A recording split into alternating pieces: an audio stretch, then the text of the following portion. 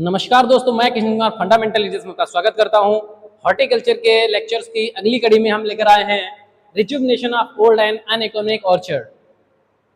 कैसे हम पुनर्यौवन करें हमारे पुराने और अनइकोनॉमिक ऑर्चर्ड को, उद्यान को। देखो, ऐसा होता है कि अनइकोनॉमिक का मतलब क्या है कि वो आर्थिक रूप से हमारे उपयोगी नहीं है, कि कहीं पौधे गिर गए हैं या उनमें फलत कम हो गई है। तो ऐसे ऑर्चर्ड को हमें रखने से अच्छा है उसका हम पुनर्यौवन कर दें, उसका रिजुवनेशन कर दें, जिससे कि हमें कुछ समय के बाद पुनः जो है अच्छी फलत प्राप्त होने लगेगी। तो वो कौन कौन से कारण होते हैं जिससे हमारा ऑर्चर्ड जो है पुराना हो जाता है या अनइकोनॉमिक हो जाता है, और उसके कैसे सुधार के कारण उपाय होते हैं, मैं आपको बताता हूं। आइए चलते हैं। सम काजेज ऑफ अनइकोनॉमिक ऑर्चर्ड, कुछ ऐसे कारण होते हैं जिसके चलते ऑर्चर्ड हमारा, उद्यान हमारा अनइकोनॉमिक हो जाता है, जो हमें लाभ नहीं देता है। पहला क्या है? Planting of inferior varieties. देखिए, जैसा कि बाग पुराने जमाने में लगाए जाते थे, हमने ट्रेडिशनल वैरायटियां लगा ली, और उसमें क्या होता था, एक दो एक दो एक दो हमने सभी की प्रजातियां लगा लेते थे। ऐसा करने से क्या होता है कि उसमें पॉलिनेशन अच्छी तरीके से नहीं होता है, और जो है परागण अच्छी तरीके से नहीं होता है, और कुछ समय के बाद क्या होता है, वो हमारा जो ऑर्चर्ड होता है अनइकोनॉमिक हो जाता है। प्रॉपर तरीके से फ्रूटिंग नहीं होती है, प्रॉपर तरीके से बियरिंग नहीं होती है, तो इससे हमारा जो ऑर्चर्ड होता है वो अनइकोनॉमिक हो जाता है। दूसरा है इसमें planting of self incompatible varieties. देखिए, कुछ ऐसी प्रजातियां होती हैं जिसमें क्या होता है, एक खंड पूरा हुआ सेल्फ इनकम्पेटिबल लगा दिया, जो खुद को ही इनकम्पेटिबल है। तो ऐसी कंडीशंस में क्या होता है, हमारा जो फ्रूट्स होता है, बाग होता है, वो हमारा ऑर्चर्ड अनइकोनॉमिक हो जाता है। जैसे सेब है, नाशपाती है, चेरी है, बादाम, आंवला, आम। इस प्रकार के कंडीशंस में क्या होता है, क्योंकि इनमें सेल्फ इनकम्पेटिबिलिटी पाई जाती है, और ऐसा करने से क्या होता है, फिर हमारा बाग कुछ समय के बाद अनइकोनॉमिक हो जाता है। अगला कारण है इम्प्रॉपर प्लांटिंग डिस्टेंस। जैसे अगर हमने क्या किया है कि अगर प्रॉपर तरीके से हमने पौधे से पौधे की दूरी नहीं की है, कहीं हमने जो है पौधे की डिस्टेंस, एक यहाँ पौधा लगाया, एक यहाँ पौधा लगाया, एक यहाँ लगाया, एक यहाँ लगाया, तो प्रॉपर तरीके से पौधे का डिस्टेंस नहीं हुआ, या कहीं पर हम क्या करते हैं, बहुत ही डेंस कर देते हैं इस तरीके से, तो ये डेंस प्लांटिंग हो जाएगी। इससे क्या होगा कि यहाँ हम खरपतवारों को नियंत्रित नहीं कर सकते, या शाखाएं होंगी वो पतली सी रह जाएंगी, उन पे प्रॉपर फ्रूटिंग नहीं होगी। तो अगर हम प्रॉपर तरीके से प्लांटिंग डिस्टेंस मेंटेन नहीं करेंगे तो हम कर्षण क्रियाएं जो है नहीं कर पाएंगे, कृषि क्रियाएं नहीं कर पाएंगे, प्रॉपर पौधे की ग्रोथ नहीं हो पाएगी, जिससे क्या होगा, कुछ समय के बाद पौधा हमारा अनइकोनॉमिक हो जाएगा। Anfield gap. देखिए, जो गैप हो जाता है, मान लिया आंधी आ गई या कोई पौधा सूख गया, तो उस दशा में क्या होगा कि जैसे ये हमने बाग लगाया और इस तरीके से एक पौधा यहाँ पर है, ये पौधा है हमारा, ये पौधा है, ये पौधा है, ये पौधा है, इस प्रकार से हमने प्लांटिंग कर रखी है, और इसमें से कहीं से कोई पौधा क्या हुआ, सूख गया। जैसे मान लिया ये पौधा मर गया, ये पौधा यहाँ मर गया या यहाँ मर गया, ठीक है, तो ये पौधे डेड हो गए, आंधी में गिर गए या किसी तरीके से खत्म हो गए, तो ये क्या होगा, इसको हम भरेंगे नहीं, तो क्या होगा, हमारा वो ऑर्चर्ड तो पूरा स्थान घेर ही रहा है, ठीक है, तो कुछ वो क्या हो जाएगा, धीरे धीरे हमारा अनइकोनॉमिक हो जाएगा। कुछ पौधे रहेंगे और उनमें बेयरिंग भी अच्छी नहीं आएगी, तो कंप्लीटली क्या होगा, वो हमारा बाग जो होगा वो अनइकोनॉमिक हो जाएगा। इसके बाद आता है growth of weeds and wild shrubs. देखिए, मोस्टली क्या होता है कि हम लोग जो बाग ओग में हैं, इनमें क्या है, खरपतवार प्रबंधन अच्छी तरीके से नहीं कर पाते हैं। जब अच्छी तरीके से खरपतवार प्रबंधन नहीं करेंगे तो उसमें बहुत सारे ऐसे खरपतवार होते हैं जो झाड़ी नुमा होते हैं, और झाड़ी नुमा होने के चक्कर में क्या होता है, वो हमारी जो सॉइल होती है उनमें क्या करते हैं, न्यूट्रिशन लेने लगते हैं, हमारे फसलों जो हमारे पौधे होते हैं उनसे प्रतिस्पर्धा करने लगते हैं, और ऐसा करते करते जो न्यूट्रिशन होता है उसकी कमी हो जाती है, न्यूट्रिएंट की कमी हो जाती है, पानी की कमी हो जाती है, और धीरे धीरे हमारा बाग पूरा अनइकोनॉमिक हो जाता है, लैक ऑफ न्यूट्रिशन, ठीक है कि नहीं। अगला क्या है, लैक ऑफ प्रॉपर ड्रेनेज। भाई, तो ड्रेनेज क्या है, जल भराव एक बहुत बड़ी समस्या होती है किसी भी पौधे के लिए।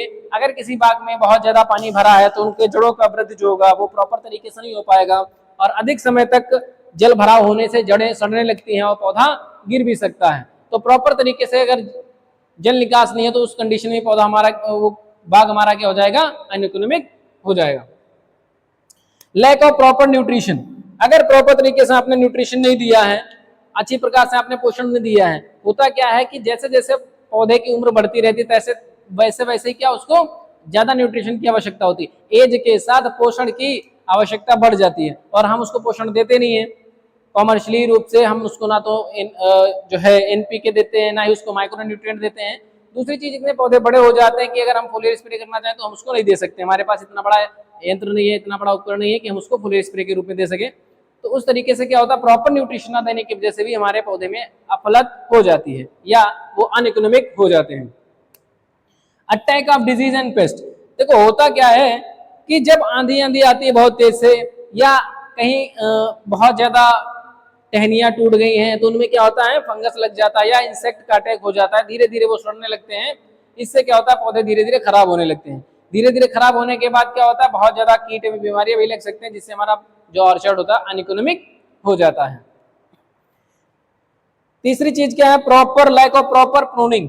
देखिए कुछ ऐसे पौधे होते हैं जिनके लिए प्रॉपर प्रूनिंग की आवश्यकता होती है, जैसे आड़ू है, इसके लिए प्रॉपर प्रूनिंग की आवश्यकता होती है। बेर है, प्रॉपर प्रूनिंग की आवश्यकता होती है। फालसा है, प्रॉपर प्रूनिंग की आवश्यकता होती है। में इसकी कटिंग बहुत ज्यादा करनी होती है। तो उस दशा में अगर हमने काट छांट नहीं किया है तो फिर क्या होगा, धीरे धीरे हमारी जो फलत होगी वो हमारी कम हो जाएगी, क्योंकि कुछ ऐसे पौधे होते हैं जिनमें नई शाखाओं पर ही फल आते हैं, और अगर आप उनकी प्रॉपर कटिंग नहीं करेंगे, प्रूनिंग नहीं करेंगे तो उनमें नई शाखाएं नहीं बनेगी और उसमें फलत नहीं आएगी। आगे हम चलते हैं, रिजुवनेशन ऑफ अनइकोनॉमिक ऑर्चर्ड।